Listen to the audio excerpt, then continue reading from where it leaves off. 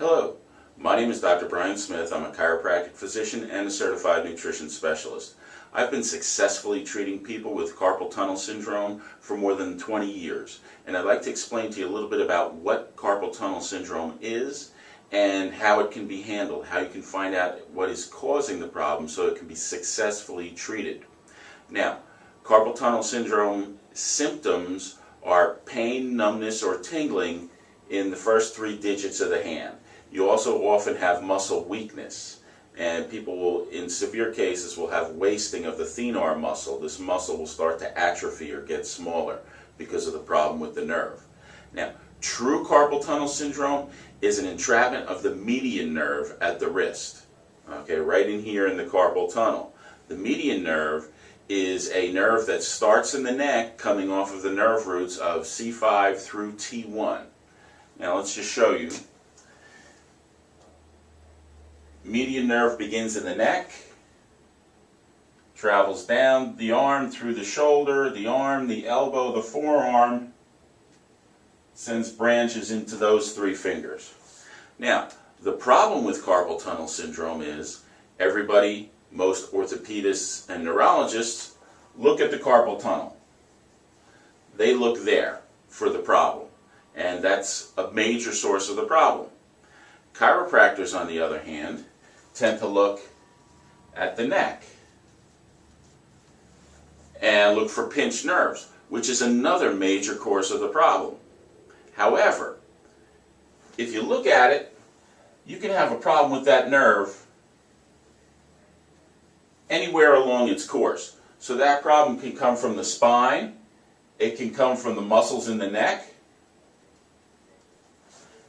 shoulder,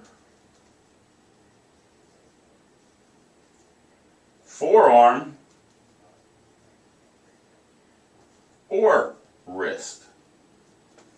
So if you're just looking at the wrist and maybe the neck, you're missing a lot of places where there could be a potential problem causing the symptoms in these 3 fingers. Now, a major factor, which a lot of people overlook, is something we call double crush syndrome. With a double crush syndrome, we find problems in the wrist, but also in the neck at the same time. That usually comes if someone's been in an automobile accident or had a fall where they had their hands on the wheel or they had their hands out in front of them when they fell, and there was a trauma to the hand and wrist, injuring the wrist, but also the head was whipped, like in a whiplash, causing a problem in the wrist, in the neck. Quite often I see these people, they've gone for carpal tunnel syndrome surgery, and like the statistics show, 60% of the time, within 2 years, the pain comes back. Why? Because surgery only addressed the wrist and ignored the neck. Now, another thing that's really important and is often overlooked when dealing with this type of problem is that there's a branch of the median nerve that comes off of the main part of the nerve in the forearm. And it comes off in the forearm before that nerve goes through the carpal tunnel.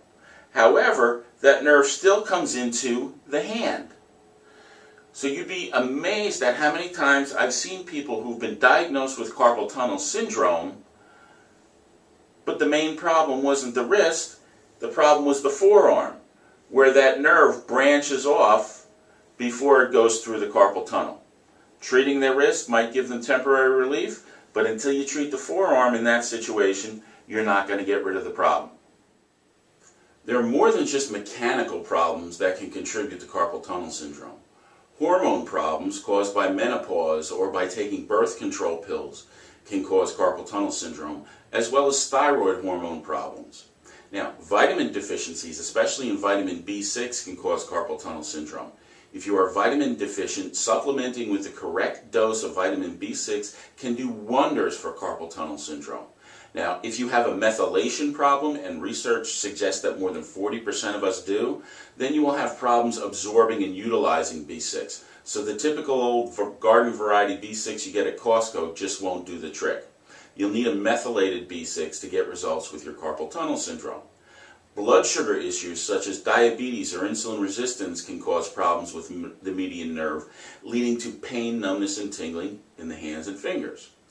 Adrenal gland and cortisol issues often go hand in hand with blood sugar problems and can often lead to inflammation, which is usually a major factor in carpal tunnel syndrome. So let me ask you, has any doctor even mentioned hormone imbalances as a source of your carpal tunnel syndrome?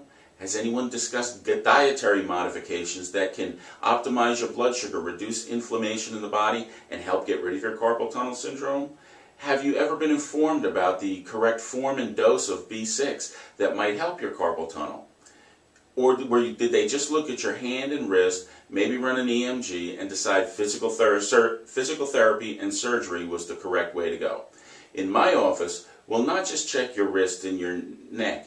We will check your wrist, your neck, your shoulder, your elbow, your forearm. We'll discuss hormone-related problems that might be contributing. We'll discuss the thyroid. We'll talk about vitamin supplementation. We'll even test to see if low-level laser therapy might be beneficial to handling your carpal tunnel syndrome.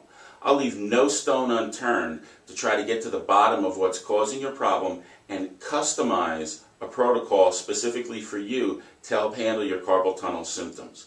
Now, if you want to be treated as an individual who happens to have carpal tunnel syndrome instead of just a carpal tunnel diagnosis, if you don't want to be treated with a cookbook type, one-size-fits-all, recipe type treatment program, then please take the time, call my office, arrange a consultation, and we'll see if what we do can help you. I'm sure you'll be glad you did.